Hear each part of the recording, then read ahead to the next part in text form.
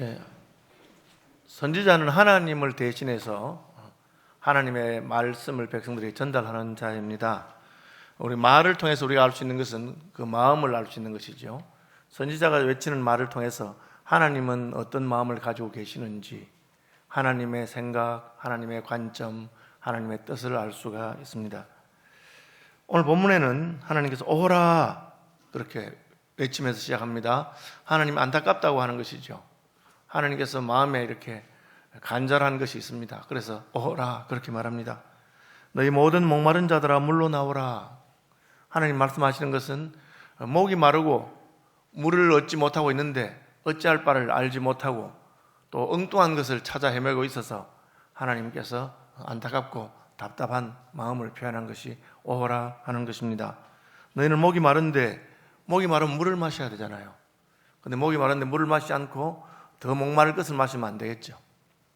이를테면 바다에서 표류했는데 그 바닷물을 마시면 안 된다고 합니다. 바닷물에 소금이 있어서 물 마시면 금방은 목이 이렇게 갈증이 없어지는 것 같지만 더 목이 말라지게 되기 때문에, 그래서 바닷물이 아닌 담수를 마셔야 된다고 그렇게 합니다. 그러므로 목마른 자들에게 물로 나와서 물을 마셔라. 너희가 어찌하여 양식 아닌 것을 위하여 은을 달아주며 배부르게 하지 못할 것을 위하여 수고하느냐. 지금 너희에게 필요한 것은 생명수인데 생명수는 찾지 아니하고, 또 내가 너희에게 물을 주려고 하는데 내게로 오지 아니하고 자꾸 엉뚱한 데로 가서 엉뚱한 것을 구하느냐. 그렇게 하는 하나님의 안타까움이 담긴 것이 오라 하는 것입니다. 그래서 특별히 우리가 기억하고 생각할 것은 모든 하는 말입니다.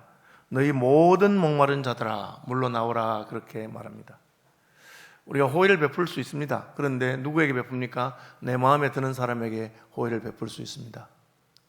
저 사람은 내 마음에 들기 때문에 내가 도와주려고 하고 잘해주려고 합니다. 그런데 모든 사람에게는 그렇게 하지 않습니다. 능력이 안 되기도 하고 또 그렇게 할 마음도 없고 그렇습니다. 놀라운 사실은 하나님께서는 모든 사람에게, 모든 목마른 자에게 내게로 나오라 그렇게 하십니다. 왜 그렇게 하십니까? 하나님은 그렇게 하실 능력이 있기 때문입니다. 하나님 외에는 그렇게 할 수 있는 분이 없습니다. 가난 구제는 나라도 못한다 하는 말이 있습니다. 나라가 할 수 없는 것이 있다는 말이죠. 왜? 한두 사람도 아니고 모든 백성을 다 잘 먹여 살릴 수는 없다는 거죠. 나라가 자기 백성들의 가난을 책임질 만하면 그 선진국이고 잘 사는 나라겠죠. 최근에 저희 동기 목사가 선교사로 가 있는 스리랑카 소식을 듣는데 하루에 전기를 그냥 열 몇 시간씩만 이렇게 교대로 이렇게 틀어준다고 합니다. 나라에 돈이 없어서 해외에서 석탄이나 석유를 사서 발전소를 돌려야 되는데 그 돈이 없으니 그렇다고 합니다. 나라라도 뭐 돈이 없으면 그렇게 못하는 것이죠. 그렇죠. 반대로 나라가 부유하면 어떻게 됩니까? 부유하면 백성들을 다 먹여 살릴 수 있겠죠. 필요한 것을 다 줄 수 있고 세금도 안 받고, 실제로 미국의 어떤 주 같은 데는 세금을 안 받는 주도 있고, 캐나다의 어떤 주에서는 1년에 몇백만 원씩 이렇게 사는 주민들에게 다 돈을 줍니다. 왜? 세금이 너무 많이 걷어서 그렇게 한다고 하죠. 하나님은 능력이 무한하신 분이기 때문에 모든 목마른 사람에게 물을 주실 수 있는 그런 분입니다. 그러므로 모든 목마른 자들아 오라 그렇게 합니다. 이 하나님의 사랑은 차별이 없고 하나님의 사랑은 제한이 없기 때문에 그러합니다. 우리 이것을 늘 기억해야 됩니다. 하나님은 나도 도와줄 수 있는 것이죠. 나 같은 사람은 안 될 것이다. 때로 그렇게 생각하는 사람들이 있습니다. 그것은 하나님의 능력을 무시하는 것이 됩니다. 때로는 내 죄가 너무 커서, 내 형편이 너무나 기가 막혀서 하나님이 나를 도우실 수 없다고 그렇게 생각하는 사람들이 있습니다. 그렇지 않습니다. 하나님은 우리 형편이 어떠하든지 내가 얼마나 어렵든지 상관없이 도와줄 수 있습니다. 다만 하나님의 생각은 우리 생각과 다르고 하나님의 지혜는 우리 지혜와 다르기 때문에 우리가 기대하는 방식으로 도와주시는 것은 아닙니다. 저 뒤에 보면 이는 내 생각은 너희 생각과 다르며 내 길은 너희 길과 다름이니라. 여호와의 말씀이니라. 왜? 하나님께서 우리에게 필요하다고 생각하는 것과 우리가 우리에게 스스로 필요하다고 생각하는 것은 다릅니다. 하나님, 우리가 목말라서 물이 필요하다고 생각하는데 우리는 물이 필요한 것이 아니고 술이 필요하다고 생각하거나 혹은 다른 것이 필요하다고 그렇게 생각할 수가 있기 때문입니다. 2절에 보면 너희가 어찌하여 양식이 아닌 것을 위하여 은을 달아주며 배부르게 하지 못할 것을 위하여 수고하느냐. 그렇게 되어 있습니다. 목이 마르니까 물을 먹어야 되는데 물을 구하는 것이 아니고 엉뚱한 것을 구한다고 하는 것이죠. 왜? 판단이 잘못되었기 때문에 그렇습니다. 사람이 술을 많이 마시면 그런 일이 생깁니다. 술을 마시면 어느 정도 마시면 몸이 더 이상 술이 들어오지 않도록 그렇게 하잖아요. 그런데 술에 취해서 판단이 흐려지니까 술을 더 마시고 싶어집니다. 더 마시면 어떻게 됩니까? 더 취하게 되죠. 그럼 또 더 마시고 싶어집니다. 그러다가 술 마시다가 죽기도 합니다. 신입생 환영회 같은 데서 술 마시다가 사람이 죽는데도 그렇게 먹이고 그렇게 하는 못된 선배들이 있어서 한 번씩 신문에 나오고 하잖아요. 하나님께서는 우리에게 필요한 것이 있다고 생각합니다. 그것은 우리의 구원이요 하나님의 은혜입니다. 그런데 인생들은 그것을 알지 못하고 판단력이 흐려지기 때문에 엉뚱한 것을 구합니다. 양식이 아닌 것을 구하고 양식이 아닌 것을 위해서 자기가 수고해서 번 은을 달아주기도 하고 먹어도 배부르게 하지 못할 것을 위하여 수고하고 그렇게 합니다. 안타깝죠. 하나님께서는 우리에게 무엇이 필요한지 아시기 때문에 내게로 오너라. 그럼 내가 너희에게 필요한 것을 주겠다고 그렇게 하십니다. 놀라운 사실은 하나님이 먼저 우리에게 접근하시고 우리에게 관심을 가지고 계신다는 것입니다. 왜 그렇습니까? 우리를 사랑하기 때문에 그렇죠. 왜 그렇습니까? 하나님이 오지 않으면 우리가 구원받지 못하기 때문에, 우리에게 소망이 없기 때문에 그런 것입니다. 그런데 인생들은 하나님께서 우리에게 오는 것을 착각합니다. 하나님이 우리에게 뭘 달라고 하는 것처럼 생각합니다. 예수 믿읍시다 이렇게 말하면 어떤 사람들은 난 돈이 없어서 예수를 못 믿겠다고 그렇게 말합니다. 우리가 도대체 뭘 잘못했는지 모르겠어요. 우리가 그 사람 예수 믿게 해서 교회에다가 헌금하게 만들려고 전도하는 것 아니잖아요. 하나님 우리의 돈이 필요하시겠습니까? 하나님 우리에게 뭘 얻기를 원해서 하는 건 아닙니다. 하나님은 스스로 부족한 것이 없는 분입니다. 하나님은 돈이 필요하다면 부자들만 골라서 교회에 오라고 그렇게 하시겠죠. 예수님 그렇게 하지 않았습니다. 가난한 과부가 동전 2개를 연복기에 넣는 것을 보시고 돈 자루를 가지고 와서 넣는 부자를 보시고 예수님께서는 그 과부에게 더 감격하시고 이 여자가 여기에는 누구보다 더 많은 헌금을 하였다고 그렇게 말씀하신 분입니다. 하나님은 돈이 필요하신 분이 아니기 때문에 하나님은 마음을, 우리의 마음을 원하시고 우리의 사랑을 원하시기 때문에 그렇게 하신 분이시죠. 수가성 우물가에서 예수님께서는 행로의 피곤한 중에 어떤 여인에게 물을 달라고 했습니다. 우물가의 여인에게 물을 달라고 하니까 그 여자가 뭐라 합니까? 당신 유대인 아니세요? 남자가 왜 사마리아 여자인 나에게, 유대인들 우리 싫어하시잖아요. 그리고 남녀가 유별한데 왜 저를 보고 그렇게 물을 달라고 하세요? 그렇게 말했습니다. 그 여자는 예수님이 자기에게 뭘 달라고 하는 줄로 생각했어요. 예수님의 물이 필요하십니까? 예수님이 공사역을 시작하시기 전에 광야에서 40일간 금식하신 적이 있습니다. 물도 안 마셨습니다. 이 모든 날에 아무것도 드시지 않으셨다. 여러분 우리는 금식하시면 물은 마시죠. 왜? 물도 안 마시면 죽으니까. 그래서 말은 금식이지만 사실은 음식만 안 먹는 것이 물은 마시는 거죠. 그래서 서양 사람들 중에서는 주스까지도 먹는 분도 있습니다. 그냥 액체는 먹고 고체는 안 먹는다 그렇게 하는 분도 있고요. 또 사순절 기간이 되면 고기는 안 먹는다. 고기 음식, 육식은 금한다. 그래서 생선은 먹고 그렇게 하기도 합니다. 근데 예수님은 전혀 먹지 않고 40일 지내셨어요. 그러니까 목이 좀 마르시다고 해서 못 견디는 것은 아닙니다. 그런데 물 좀 달라 하니까 그 여자는 하나님이, 예수님이 자기에게 달라고 하는 줄 그렇게 알았어요. 왜 달라고 하십니까? 대화하고 싶어서. 그리고는 이렇게 말합니다. 당신이, 여인이여, 그대에게 물 달라고 하는 사람이 누군 줄 그대가 알았더라면, 다시 말하면 내가 누군지, 그대에게 물 달라고 하는 내가 누군지 알았더라면 그대가 나에게 물을 달라고 했을 것이다. 그리고 나는 너에게 생수를 주었을 것이고 그 생수는 한번 마시면 영원히 목마르지 아니할 것이다. 이 물을 먹는 자는 다시 목이 마르지만 내가 주는 물을 마시는 자는 영원히 목마르지 않을 것이다. 여자가 깜짝 놀랐어. 아니, 나보고 물 달라 했는데 그런데 당신이 내게 물을 준다고요? 이 우물은 깊고 당신은 두레박도 가지고 오지 않았는데 어떻게 내게 물을 준단 말입니까? 그런 물 있다면 한번 줘보세요. 그렇게 말하죠. 예수님은 그 여인에게 물을 주고 싶었던 것이죠. 하나님 우리에게 주고 싶어 하시는 분입니다. 여러분 이걸 착각하면 안 됩니다. 교회가 여러분에게 뭘 원하는 기관이라고 생각하시면 안 됩니다. 하나님은 그냥 여러분에게 더 많은 것을 주기를 원합니다. 굳이 교회가 여러분에게 뭘 달라고 할 때 그것은 서로 나누어서라는 거죠.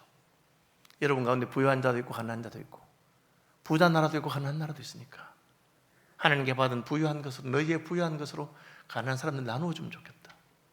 주 예수 그리스도의 은혜를 너희가 알거니와 부유하신 자로서 너희를 위해서 가난해지신 것은 그의 가난함을 위해서 너희가 부유해지는 것, 그 주님께서 하신 것이죠. 그걸 착각하면 절대 안 됩니다. 인생은 하나님이 우리에게 주고자 하는 것이 있는데 그것을 원치 아니하고 자꾸 다른 것을 구합니다. 몰라서 그렇죠. 하나님께서는 우리에게 꼭 필요한 것을 아시고 꼭 필요한 것을 주시기를 원하십니다. 그것은 목마른 자에게는 물로 표현되어 있는 것이고 배고픈 자에게는 포도주와 젖이라고 표현되어 있는 것입니다. 근데 그것이 어떻게 얻느냐? 너희는 와서 사 먹되 준다 해놓고 사 먹으라 합니다. 왜 이런 말 하셨을까? 돈 없이 값 없이 와서 포도주와 젖을 사라. 아주 모순된 말이죠. 준다 했으면 그 주는 건데 사 먹으라 하고 또 사 먹는다 하면 돈을 내고 사 먹어야 되는데 돈 없이 값 없이 포도주와 젖을 사라. 그렇게 말합니다. 아주 재밌어요. 예수님께서 하나님께서 말씀을 약간 비틀어 놓은 겁니다. 이 말의 뜻은 무엇이냐 하면 내가 주는 건데 이게 값 없는 것, 가치 없는 것, 값어치가 없는 것이 아니라고 하는 뜻입니다. 하나님이 그냥 준다 하니까 그건 그냥 쓸데없는 것, 별로 중요하지 않은 것, 그런 것으로 생각합니다. 왜? 우리가 그렇게 하니까. 우리는 먹다가 남은 거 있으면 갈라먹고 쓰다가 남으면 나누어 쓰고 뭐 그것도 혼자서 쓰고 버리는 것보다 낫죠. 그러나 하나님은 그런 분 아닙니다. 그런데 하나님께 주시는 것을 그냥 하나님이 필요 없어서 별로 가치가 없어서 아무 쓸모 없어서 그렇게 준다고 착각하지 말한 것입니다. 그것은 분명히 사서 먹을 만한 가치가 있는 것입니다.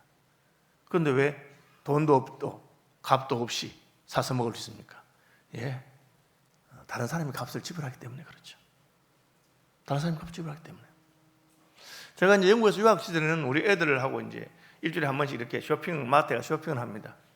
그 애들에게 용돈 안 줬어요. 아직 어리고 그 돈 쓸 데가 없어요. 동네가 그냥 집에는 사람들 사는 데는 그냥 가게도 없고 아무것도 없어요. 가게는 차를 타고 마트에 가야 되는 거고. 그러니까 뭐 오락실도 없고 아무것도 없어요. 돈 쓸 이유가 없어요. 애들이 용돈을 안 주죠.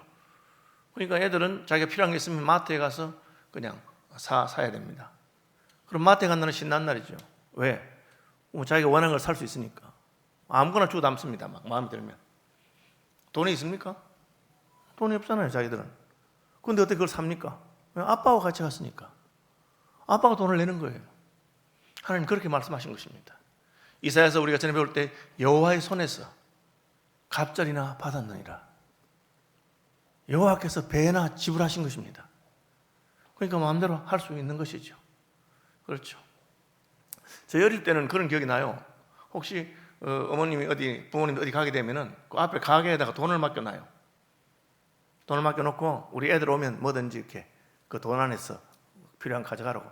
왜 직접 돈을 주면 될 건데 아마 돈을 주는 게 안심이 안 돼서 그런지 모르겠지만 돈 안 주시고 그리고는 그냥 집에 가면 메모가 있어요. 뭐 이렇게 사 먹고 싶은 거 있으면 그 앞에 집 앞에 있는 가게에 가서 골라 먹어라. 엄마가 돈은 미리 줘놨다. 그렇게 그 말씀입니다. 하나님께서 지불하신 것입니다. 여호와의 손에서 갑절이나 받았습니다. 가치가 없다는 뜻이 아니에요. 가치가 있습니다. 그러나 우리가 돈을 지불할 필요는 없다는 것이죠.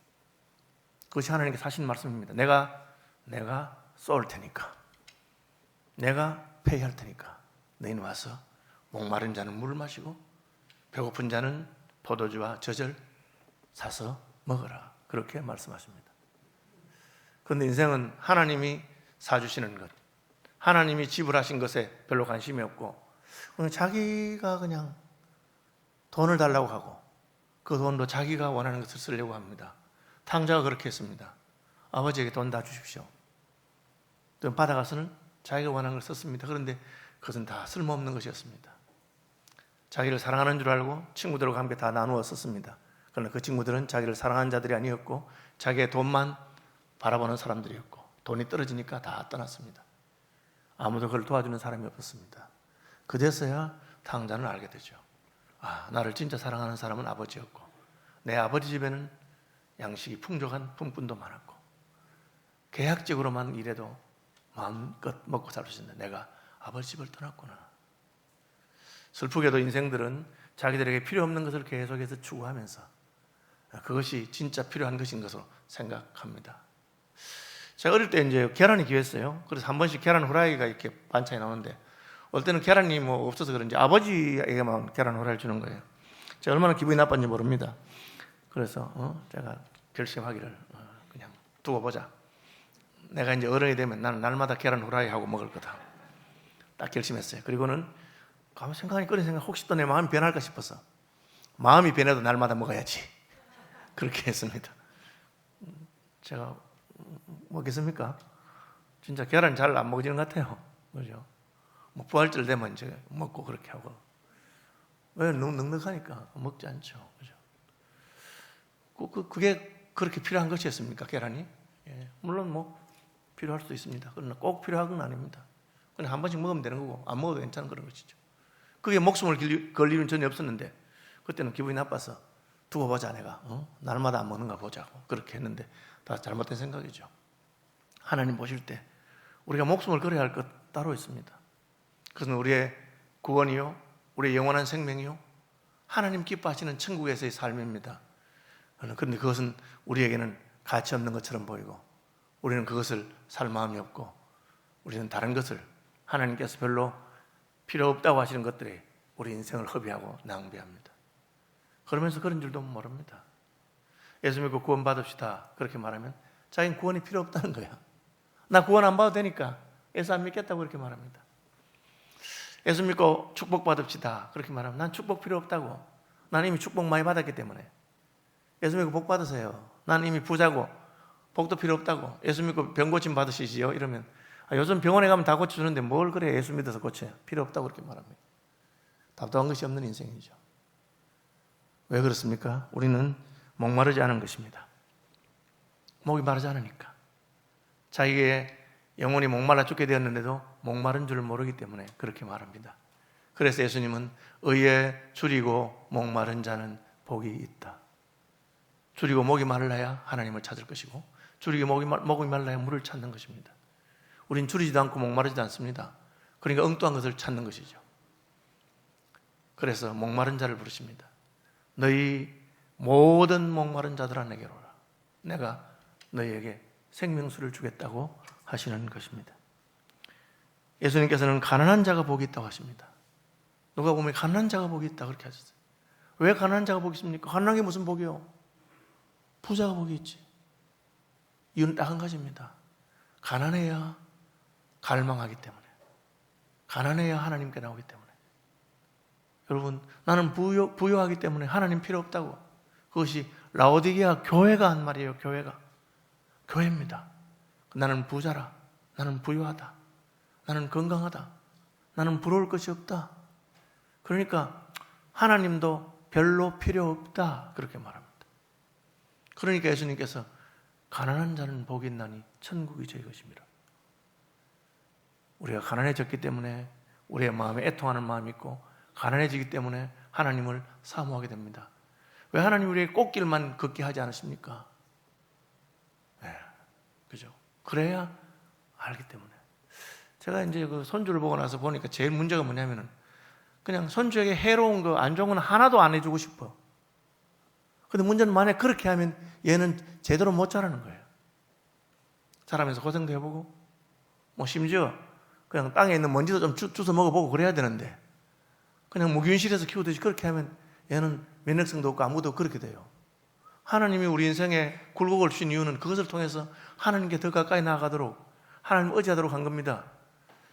인생이 부유하고 건강하고 다 좋으면서도 그렇게 하면 얼마나 좋을까요? 참 힘든 것입니다. 그런 분들이 혹 있어요. 부유함에도 불구하고 여전히 하나님을 사모하는 분들이 있습니다. 그것을 마태복음에서는 심령이 가난하다 그렇게 말했어요. 그분들은 부유하지만 그분의 영혼은 가난한 영혼입니다.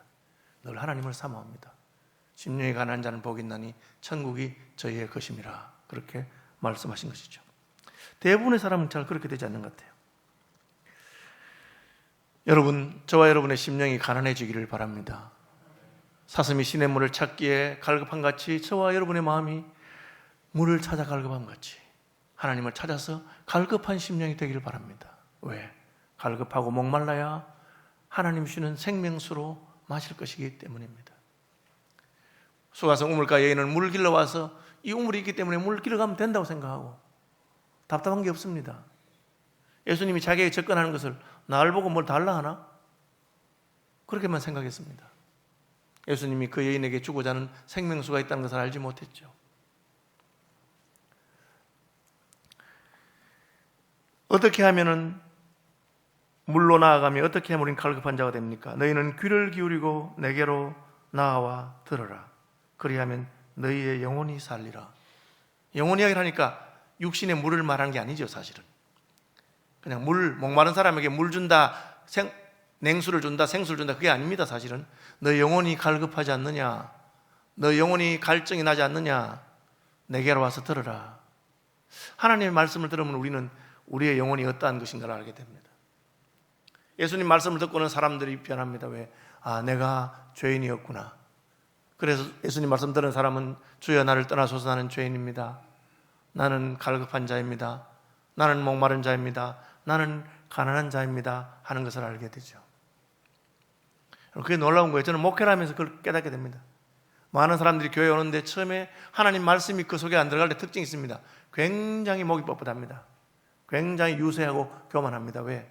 내가 교회에 와준다고 생각합니다. 목사 앞에서도 얼마나 교만한지 몰라. 아, 내가 교회에 와주니까. 목사는 그런 사람들 앞에서 그냥 납작하게 엎드립니다. 알지 못하는 사람이니까. 근데 그 사람이 은혜를 받으면 어떻게 됩니까? 얼마나 겸손해지고. 목사님은 하나님처럼 떠받습니다. 제가 잘나서가 아니죠. 그분의 심령이 가난해진 것입니다. 목사도 마찬가지입니다. 은혜 받은 목사는 부목사님이 설교하든지 전사가 설교하든지 심지어 교인들이 말하더라도 하나님 말씀 앞에서는 아주 겸비하고 나긋나긋하고 겸손해집니다. 심령이 가난해지기 때문에 그렇죠. 너희는 귀를 기울이고 내게로 나와 들으라. 그리하면 너희 영혼이 살리라. 하나님께서는 처음에는 목마른 자는 와서 마시라 그렇게 하더니만 이제는 내 말을 들으면 너희 영혼이 산다. 그 이야기를 하는 것이죠, 사실은. 내가 내게 주는 물은 그 배에서 솟아나는 생수가 될 것이다. 수가성 우물가인에게 우물물을 말하는 것이 아닙니다. 내가 너에게 줄 다른 물이 있다. 그 물을 마시면 다시는 목마르지 않아도 되고 그 물을 마시면 속에서 솟아나는 생수가 된다. 예수님이 크게 외쳤습니다. 명절 끝날 곧 큰 날에 예수께서 서서 외쳐 이르시되 누구든지 목마르거든 내게로 와서 마시라. 나를 믿는 자는 성경의 이름과 같이 구약 성경 이사야서가 말한 것처럼 성경의 이름과 같이 그 배에서 생수의 강이 흘러나리라. 이는 믿는 자의 받을 성령을 가리켜 말씀하신 것이라. 하나님 말씀을 들을 때 하나님의 영이 우리에게 임합니다. 영이라고 하는 말은 숨이라고 하는 말 같아요. 숨, 루아흐 하는 말입니다. 히브리어 영이라고 하는 말, 헬라어 영이라고 하는 말, 푸뉴마 다 같은 말입니다. 숨과 같습니다. 말을 하면 숨이 같이 나가죠. 말을 들을 때 우리 하나님 영이 같이 우리가 옵니다. 말과 함께 영이 오는 것이죠. 하나님의 영이 들어가면 어떻게 됩니까? 살아납니다. 살아난 자에게 주시는 것이 무엇입니까? 내가 너희를 위하여 영원한 언약을 맺으리니 곧 다윗에게 허락한 확실한 은혜니라. 여러분, 다윗은 왕이 된 사람이에요. 왕이 되면 더 이상 필요한 게 뭐 있습니까? 그죠? 모든 게 다 자기 마음대로 할 수 있는 자기 건데. 물론 오늘날은 민주주의 시대니까 뭐 대통령이 된다고 자기 마음대로 하는 거 아니잖아요. 대통령이 뭐 집무실을 여기 하나 저기 하나로 온 국민이 떠들고 찬성 반대로 갈라져서 반대가 약간 더 많더라고. 그죠?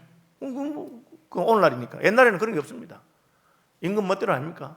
하고 싶은 대로 합니다. 오늘날로 독재국가는 그렇게 마음대로 하죠. 하고 싶은 대로 마음대로 하는 거죠. 옛날에는 그랬습니다.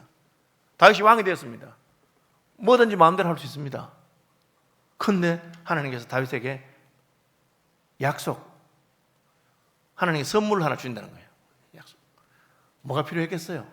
그러나 다윗은 하나님의 약속, 하나님의 선물이 필요했습니다. 그 약속이 뭡니까? 영원한 언약. 다윗을 위하여 영원한 언약을 맺었는데 다윗에게 허락한 확실한 은혜가 뭡니까?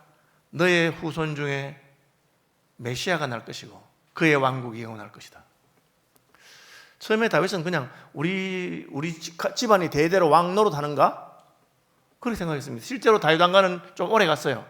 북왕국 이스라엘은 자그마치 왕조가 9번이나 바뀌고 쿠데타가 9번이 난 거죠. 그죠? 처음에는 로보암 때 쿠데타 일어나서 여로보암이 시작해가지고 왕조가 9번 바뀌었어요. 남왕국은 그대로 갑니다. 망할 때까지. 그 209년 동안. 그러나 그게 아니었어요. 결국은 망했습니다. 근데 다윗에게 준 언약은 뭡니까? 다윗의 후손 가운데 메시아가 오시는데 그분이 세우는 나라가 영원한 나라, 하나님의 나라, 천국을 말하는 겁니다. 왕이라고 하더라도 천국은 자기가 소유하지 못하죠. 다윗이 하나님 말씀을 잘 듣는 사람입니다. 중간에 실수도 하고 실패됐지만 나단 선지자가 와서 꾸지람하면 하나님 잘못했습니다. 용서해 주십시오. 내가 미쳤지. 내가 왜 그런 짓을 했을까? 눈물로 침상을 띄우면서 회개하고 하나님 말씀을 잘 듣는 사람이었어요. 그러니까 하나님께서 다윗에게 너의 후손 가운데 메시아를 주고 그 나라가 영원할 것이다. 그 약속을 한 것입니다. 보라 내가 그를 만민에게 정인도 세웠고, 이 다윗에게 주신 약속입니다. 만민의 인도자와 명령대로 삼았다. 이것은 다윗의 후손 가운데 예수님이 오셔서 메시아가 천하와 만민을 통치하고 다스릴 자인 것을 말씀하신 것입니다. 사실은 구약의 선지자들도 이 말 하면서도 무슨 뜻인지 잘 몰랐어. 왜? 그들은 하나님이 유대인만의 왕인 줄 알았지 이방인, 천하 만민의 왕이 된다는 말은 개념이 생소한 겁니다. 이방인들은 지옥 갈 사람들이고 유대인들은 구원받을 사람이니까 메시아가 유대인의 왕이라 해야 되는데 천하 만민의 왕이 된다고 그런 말씀하셨습니다. 보라 내가 알지 못하는 나라를 내가 부를 것이며 너를 알지 못하는 나라가 내게로 달려올 것이라. 메시아와 그의 후손들이 유대인들에게만 하나님을 증거하는 것이 아니고 세계와 열방과 천하 만민에게 복음이 증거되게 할 것입니다. 지금 우리가 보고 있는 그것이죠. 6절 이제 우리는 어떻게 해야 됩니까? 너희는 여호와를 만날 만한 때에 찾아라. 가까이 계실 때에 그를 부르라. 1절하고 아주 비교해서 아주 중요한 대비가 있습니다. 1절은 뭐라 했습니까? 모든 목마른 자는 내게로 오라. 누구든지 목이 마르기만 하면 하나님께 가면 하나님께서 생수로 목을 축이게 해주시고 그를 구원하실 것을 약속하셨습니다. 죄인도 악한 자도 못난 자도 가난한 자도 관계없습니다. 그런데 6절 만날 만한 때에 찾아라. 가까이 계실 때에 그를 부르라. 이건 무슨 뜻입니까? 언제까지나 문이 열리는 것은 아닙니다. 모든 사람에게 열렸지만 시간은 한시적입니다. 그 정한 시간에 가능합니다. 다시 말하면 여러분이 이 땅에 살아있는 동안에 가능한 것입니다. 세상을 떠나면 더 이상 구원받을 기회가 없습니다. 오늘이라고 하는 날에 여러분이 돌이키지 않으면 내일은 여러분의 것이 아닐 수가 있습니다. 어떤 분들이 이렇게 말해요. 가족들이 다 예수 믿는데 혼자 안 믿는데 여보 당신도 예수 믿고 천국 갑시다. 같이 교회 다니면 좋겠어 하니까 그래 내가 나중에 믿을게. 나중에 내가 뭐 다 우리 식구들 다 예수 믿는데 내가 뭐 예수 안 믿고 못 믿겠어. 그래 좀 나이 들면 늙어서 천천히 믿을게. 그렇게 말합니다. 착각입니다. 여러분. 나이 들면 내가 믿을 수 있을까? 오늘 밤에 하나님이 내 영혼을 데려갈지 모릅니다. 또 나이 들면 내 마음이 어떻게 변할지 모릅니다. 잘 나이 들면 내가 알아요. 나이 들면 예수께 돌아와야지. 그런데 어느 순간 내 마음이 딱딱해지고 굳어집니다. 그렇게 계란 후라이를 날마다 먹고 싶었는데 마음이 바뀐다니까요. 저는 전혀 관심이 없어요. 있으면 먹지만 뭐 전혀 관심이 없어요. 나이 들면 내가 기도 열심히 하고 나이 들면 충성하고 나이 들면 내가 해야 되겠지. 여러분 지금 하시기 바랍니다. 오늘이 은혜 받을 만한 때요. 오늘이 구원의 날입니다. 여호와를 만날 만한 때 찾아라. 언제입니까? 하나님의 음성이 내 귀에 들릴 때. 그래도 그 말이 옳다고 여겨지고 내가 주께로 돌아가야지 싶은 마음을 주실 때 어느 날 내 마음이 굳어지면 기회를 놓치는 것입니다. 어떤 할아버지가 유명한 화가에게 찾아가서 선생님 제가 그림을 배우고 싶은데 제가 화가 될 수 있을까요? 한번 그려보세요. 스케치를 하라고 했습니다. 그 그림 보더니만은 그 화가가 아무래도 안 되겠습니다. 소질이 없는 것 같습니다. 당신은 화가로서는 자질이 전혀 없습니다. 그렇게 말했습니다. 가슴에 그림 한 장 그린 것을 들고 보세요. 이 그림을 그린 사람은 어떻습니까? 그 그림 보더니만 화가가 깜짝 놀라면서 이 그림 그린 사람 누구냐고. 이 사람은 천재적인 소질이 있는 사람이다. 아직까지 젊은 사람이면 내가 이 사람 가르치고 싶은데 세계적인 화가 될 수 있을 거라고 그래 말했습니다. 그 말을 듣고 그 할아버지는 그 그림을 다시 들고 쓸쓸하게 돌아갔습니다. 왜? 그 그림은 자기가 젊은 시절에, 소년 시절에 그렸던 그림이기 때문입니다. 젊은 시절에 많은 화가들이 그에게 내가 너의 소질을 보고 그냥 무료로 그림을 가르쳐줄게. 너 내게 그림 배워라. 그러나 그는 그렇게 하지 않았습니다. 그러다가 세월이 지났고 나이가 들었습니다. 뒤늦게 내가 나도 한번 다시 그 젊은 시절에 한 것처럼 그림을 그려볼까. 이미 그의 눈은 흐려졌고 그리고 그의 손은 굳었습니다. 그건 더 이상 화가로서의 자질이 없다고 판단을 받게 된 것입니다. 하나님의 구원에 있어서 하나님은 모든 사람을 구원하기를 원하시고 누구라도 구원하기를 원하십니다. 그러나 그 기회가 영원히 계속된다고 착각하면 안 됩니다. 너희는 여호와를 만날 만한 때에 찾으라. 가까이 계실 때에 그를 부르라. 여러분, 어제는 지나간 날이고 내일은 우리의 것이 아닙니다. 오직 오늘이라고 하는 동안, 오늘이라고 하는 동안 하나님이 기회를 주셨을 때에 하나님께 가란 마음으로 나아가시기를 바랍니다. 은혜를 사모하고 오늘 하면 됩니다. 오늘 주께 나아가고 오늘 결심하고 오늘 생명수로 여러분의 목을 축이고 오늘 하나님의 성령으로 충만함을 입으시는 분들이 되시기를 바랍니다. 이것이 하나님의 생각입니다. 이는 내 생각이 내 생각과 다르며 내 길은 내 길과 다르고 우리는 자꾸 하나님 무슨 말씀해도 내 생각으로 판단해 보면서 하나님의 생각하고 내 생각이 같을 때는 아무 문제가 없어요. 하나님의 생각과 내 생각이 다를 때가 문제입니다. 그때 어떻게 해야 됩니까? 내 생각을 버리고 하나님의 생각을 선택하는 것이 믿음입니다. 행동만이 아닙니다. 생각을 바꿔야 됩니다. 예수 오래 믿어도 생각이 바뀌지 않는 사람들이 있습니다. 그럼 어떻게 됩니까? 결국은 하나님을 떠나가게 됩니다. 평생을 교회 생활을 했으면서도 믿음이 생기지 않는 분들이 있습니다. 왜? 자기 생각을 버리지 않기 때문에. 하나님의 생각 앞에 내 생각을 굴복하는 것이 믿음이고 하나님의 생각으로 내 생각을 바꾸는 것이 구원입니다. 하나님께서 저와 여러분의 생각을 바꾸셔서 하나님께서 말씀하신 대로 목마른 자가 물을 마시라면 주님 저는 줄이고 목마릅니다. 의에 줄이고 목마릅니다. 사슴이 시냇물 사마음같이 갈급하고 갈급합니다. 여호와를 만날 만한 때에 찾아라. 주님 오늘 주께로 나아갑니다. 지금 주께로 나아갑니다. 여러분 충성도 헌신도 헌금도 기도도 무엇이든지 하나님이 기회 주실 때 하시기 바랍니다. 내일은 내 날이 아니고 하나님이 은혜 주셨을 때 하면 하나님의 은혜가 지금부터 영원까지 저와 여러분의 것이 될 줄로 믿습니다.